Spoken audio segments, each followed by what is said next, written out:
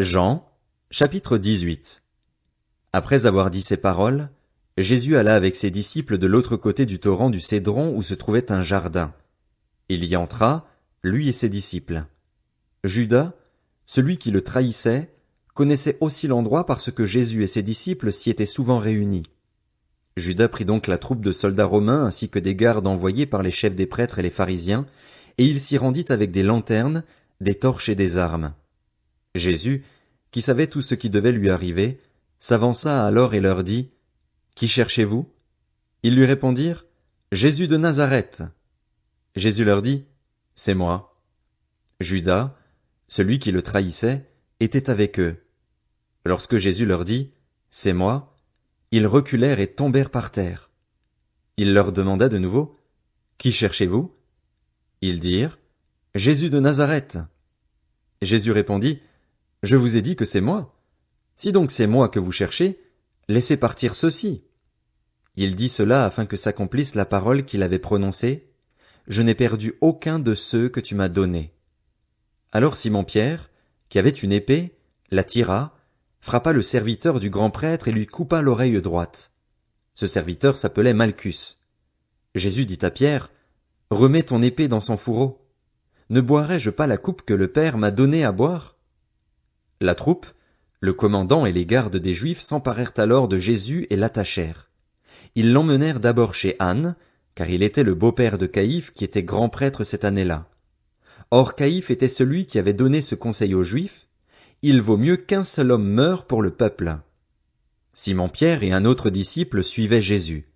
Ce disciple était connu du grand prêtre, et il entra avec Jésus dans la cour de la maison du grand prêtre, tandis que Pierre restait dehors près de la porte. Alors l'autre disciple, qui était connu du grand prêtre, sortit, parla à la femme qui gardait la porte et fit entrer Pierre. La servante qui gardait la porte dit à Pierre, « Ne fais-tu pas partie, toi aussi, des disciples de cet homme ?» Il répliqua, « Je n'en fais pas partie. » Les serviteurs et les gardes qui étaient là avaient allumé un feu de braise pour se réchauffer, car il faisait froid. Pierre se tenait avec eux et se chauffait aussi. Le grand prêtre interrogea Jésus sur ses disciples et sur son enseignement. Jésus lui répondit, « J'ai parlé ouvertement à tout le monde. J'ai toujours enseigné dans les synagogues et dans le temple, où les Juifs se réunissent constamment, et je n'ai rien dit en secret. Pourquoi m'interroges-tu ? Interroge ceux qui m'ont entendu sur ce que je leur ai dit, ils savent, eux, ce que j'ai dit. » À ces mots, un des gardes qui se trouvait là donna une gifle à Jésus en disant, « C'est ainsi que tu réponds au grand prêtre ?» Jésus lui dit, « Si j'ai mal parlé, explique-moi ce que j'ai dit de mal. Et si j'ai bien parlé, pourquoi me frappes-tu » Alors Anne l'envoya attaché à Caïphe, le grand prêtre. Simon-Pierre était là et se chauffait. On lui dit, « Ne fais-tu pas partie, toi aussi, de ses disciples ?» Il le nia et dit, « Je n'en fais pas partie. » Un des serviteurs du grand prêtre, un parent de celui à qui Pierre avait coupé l'oreille, dit, « Ne t'ai-je pas vu avec lui dans le jardin ?» Pierre le nia de nouveau. Et aussitôt un coq chanta. De chez Caïphe, ils conduisirent Jésus au prétoire, c'était le matin. Ils n'entrèrent pas eux-mêmes dans le prétoire afin de ne pas se souiller et de pouvoir manger le repas de la Pâque. Pilate sortit donc à leur rencontre et dit, « De quoi accusez-vous cet homme ?» Ils lui répondirent, « Si ce n'était pas un malfaiteur, nous ne te l'aurions pas livré. » Sur quoi Pilate leur dit, « Prenez-le vous-même et jugez-le d'après votre loi. » Les Juifs lui dirent, « Nous n'avons pas le droit de mettre quelqu'un à mort. » C'était afin que s'accomplisse la parole que Jésus avait dite pour indiquer de quelle mort il allait mourir. Pilate rentra dans le prétoire, appela Jésus et lui dit, « Es-tu le roi des Juifs ?» Jésus lui répondit, « Est-ce de toi-même que tu dis cela ou d'autres te l'ont-ils dit de moi ?» Pilate répondit, « Suis-je un Juif, moi ?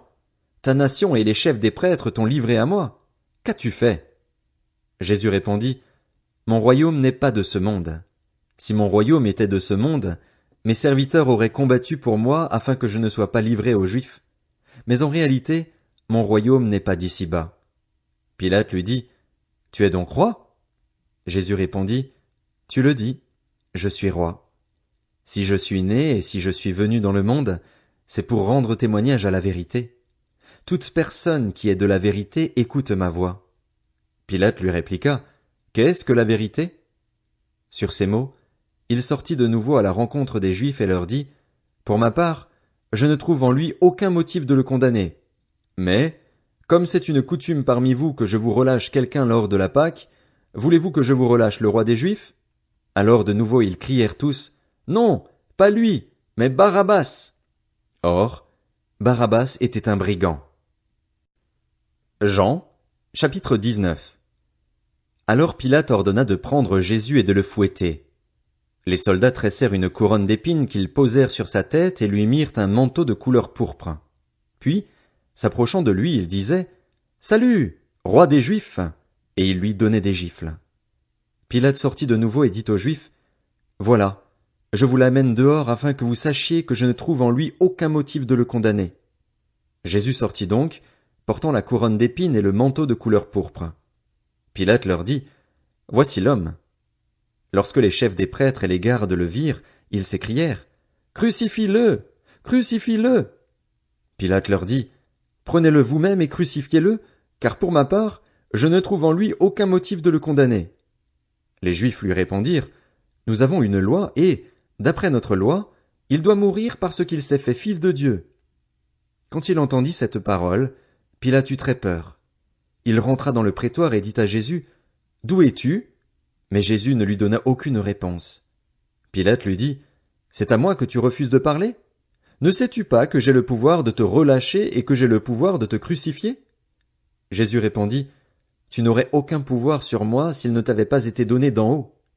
C'est pourquoi celui qui me livre à toi est coupable d'un plus grand péché. Dès ce moment-là, Pilate chercha à le relâcher, mais les Juifs criaient, Si tu le relâches, tu n'es pas l'ami de l'empereur. Tout homme qui se fait roi se déclare contre l'empereur. Après avoir entendu ces paroles, Pilate amena Jésus dehors et siégea au tribunal à l'endroit appelé le pavé, en hébreu Gabbatha. C'était le jour de la préparation de la Pâque, il était environ midi. Pilate dit aux Juifs, Voici votre roi. Ils s'écrièrent alors, À mort! À mort! Crucifie-le! Pilate leur dit, Dois-je crucifier votre roi? Les chefs des prêtres répondirent, Nous n'avons pas d'autre roi que l'empereur. Alors il le leur livra pour qu'il soit crucifié. Ils prirent donc Jésus et l'emmenèrent. Jésus, portant sa croix, sortit de la ville pour aller vers l'endroit appelé le crâne, qui se dit en hébreu Golgotha. C'est là qu'ils le crucifièrent, et avec lui 2 autres, un de chaque côté et Jésus au milieu. Pilate rédigea aussi un écriteau qu'il plaça sur la croix. Il y était écrit « Jésus de Nazareth, le roi des Juifs ». Beaucoup de Juifs lurent cette inscription parce que l'endroit où Jésus fut crucifié était près de la ville. Elle était écrite en hébreu, en grec et en latin. Les chefs des prêtres des Juifs dirent à Pilate « N'écris pas « le roi des Juifs », mais plutôt « cet homme a dit « Je suis le roi des Juifs ». Pilate répondit « Ce que j'ai écrit, je l'ai écrit ». Après avoir crucifié Jésus, les soldats prirent ses vêtements et en firent 4 parts, une pour chaque soldat. Ils prirent aussi sa tunique, qui était sans couture, d'une seule pièce depuis le haut jusqu'en bas. Ils se dirent entre eux, ne la déchirons pas, mais tirons au sort pour savoir à qui elle sera. C'est ainsi que s'accomplit cette parole de l'Écriture. Ils se sont partagés mes vêtements et ils ont tiré au sort mon habit. Voilà ce que firent les soldats. Près de la croix de Jésus se tenait sa mère, la sœur de sa mère, Marie la femme de Clopas et Marie de Magdala. Jésus vit sa mère et, près d'elle, le disciple qui l'aimait. Il dit à sa mère, « Femme, voici ton fils. » Puis il dit au disciple, « Voici ta mère. » Dès ce moment-là, le disciple la prit chez lui. Après cela, Jésus, qui savait que tout était déjà accompli, dit, afin que l'écriture se réalise pleinement, « J'ai soif. » Il y avait là un vase plein de vinaigre. Les soldats en remplirent une éponge, la fixèrent à une branche d'hysope et l'approchèrent de sa bouche. Quand Jésus eut pris le vinaigre, il dit, « Tout est accompli. » Puis il baissa la tête et rendit l'esprit. C'était la préparation de la Pâque et ce sabbat allait être un jour solennel. Craignant que les corps ne restent en croix pendant le sabbat, les Juifs demandèrent à Pilate qu'on brise les jambes aux crucifiés et qu'on enlève les corps. Les soldats vinrent donc briser les jambes du premier, puis du second des condamnés qui avait été crucifié avec Jésus. Quand ils s'approchèrent de lui, ils virent qu'il était déjà mort. Ils ne lui brisèrent pas les jambes. Mais un des soldats lui transperça le côté avec une lance et aussitôt il en sortit du sang et de l'eau. Celui qui a vu ces choses en rend témoignage et son témoignage est vrai. Il sait qu'il dit la vérité afin que vous croyiez aussi. En effet, cela est arrivé afin que ce passage de l'Écriture soit accompli. Aucun de ces os ne sera brisé. Ailleurs, l'Écriture dit encore, ils verront celui qu'ils ont transpercé. Après cela, Joseph d'Arimathée, qui était disciple de Jésus, mais en secret par crainte des chefs juifs, demanda à Pilate la permission d'enlever le corps de Jésus.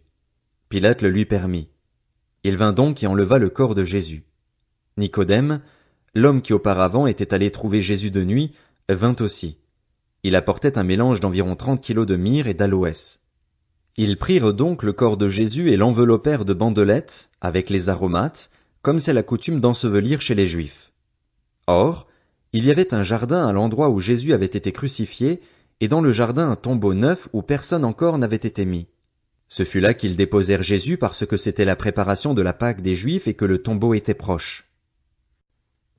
Jean, chapitre 20. Le dimanche, Marie de Magdala se rendit au tombeau de bon matin, alors qu'il faisait encore sombre, et elle vit que la pierre avait été enlevée de l'entrée du tombeau.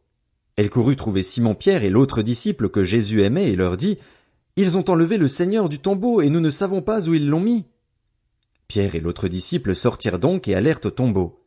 Ils couraient tous les deux ensemble, mais l'autre disciple courut plus vite que Pierre et arriva le premier au tombeau. Il se pencha et vit les bandelettes posées par terre, cependant il n'entra pas. Simon-Pierre, qui le suivait, arriva et entra dans le tombeau. Il vit les bandelettes posées par terre. Le linge qu'on avait mis sur la tête de Jésus n'était pas avec les bandes, mais enroulé dans un endroit à part. Alors l'autre disciple, qui était arrivé le premier au tombeau, entra aussi, il vit et il crut. En effet, il n'avait pas encore compris que, d'après l'Écriture, Jésus devait ressusciter. Ensuite les disciples repartirent chez eux. Cependant, Marie se tenait dehors près du tombeau et pleurait. Tout en pleurant, elle se pencha pour regarder dans le tombeau, et elle vit 2 anges habillés de blanc assis à la place où avait été couché le corps de Jésus, l'un à la tête et l'autre aux pieds. Ils lui dirent, « Femme, pourquoi pleures-tu » Elle leur répondit, « Parce qu'ils ont enlevé mon Seigneur et je ne sais pas où ils l'ont mis. » En disant cela, elle se retourna et vit Jésus debout, mais elle ne savait pas que c'était lui. Jésus lui dit, « Femme, pourquoi pleures-tu ? Qui cherches-tu » Pensant que c'était le jardinier, elle lui dit, « Seigneur, si c'est toi qui l'as emporté, dis-moi où tu l'as mis et j'irai le prendre. » Jésus lui dit, « Marie. » Elle se retourna et lui dit en hébreu, « Rabouni, c'est-à-dire Maître. » Jésus lui dit, « Ne me retiens pas, car je ne suis pas encore monté vers mon Père, mais va trouver mes frères et dis-leur que je monte vers mon Père et votre Père, vers mon Dieu et votre Dieu. » Marie de Magdala alla annoncer aux disciples qu'elle avait vu le Seigneur et qu'il lui avait dit cela. Le soir de ce même dimanche, les portes de la maison où les disciples se trouvaient rassemblés étaient fermées car ils avaient peur des chefs juifs. Jésus vint alors se présenter au milieu d'eux et leur dit, « Que la paix soit avec vous. » Après avoir dit cela, il leur montra ses mains et son côté. Les disciples furent remplis de joie en voyant le Seigneur. Jésus leur dit de nouveau, « Que la paix soit avec vous. Tout comme le Père m'a envoyé, moi aussi je vous envoie. » Après ces paroles, il souffla sur eux et leur dit, « Recevez le Saint-Esprit. Ceux à qui vous pardonnerez les péchés, ils leur seront pardonnés. Ceux à qui vous les retiendrez, ils leur seront retenus. » Thomas, appelé Didyme, l'un des 12, n'était pas avec eux lorsque Jésus vint. Les autres disciples lui dirent donc, « Nous avons vu le Seigneur. » Mais il leur dit, « Si je ne vois pas dans ses mains la marque des clous, si je n'y mets pas mon doigt et si je ne mets pas ma main dans son côté, je ne croirai pas. » 8 jours après, les disciples de Jésus étaient de nouveau dans la maison et Thomas se trouvait avec eux. Jésus vint alors que les portes étaient fermées, se tint au milieu d'eux et dit, « Que la paix soit avec vous. » Puis il dit à Thomas, « Avance ton doigt ici et regarde mes mains. Avance aussi ta main et mets-la dans mon côté. Ne sois pas incrédule, mais crois. » Thomas lui répondit, « Mon Seigneur et mon Dieu. » Jésus lui dit, « Parce que tu m'as vu, tu as cru. Heureux ceux qui n'ont pas vu et qui ont cru. » Jésus a accompli encore, en présence de ses disciples, beaucoup d'autres signes qui ne sont pas décrits dans ce livre. Mais ceux-ci ont été décrits afin que vous croyiez que Jésus est le Messie, le Fils de Dieu, et qu'en croyant vous ayez la vie en son nom.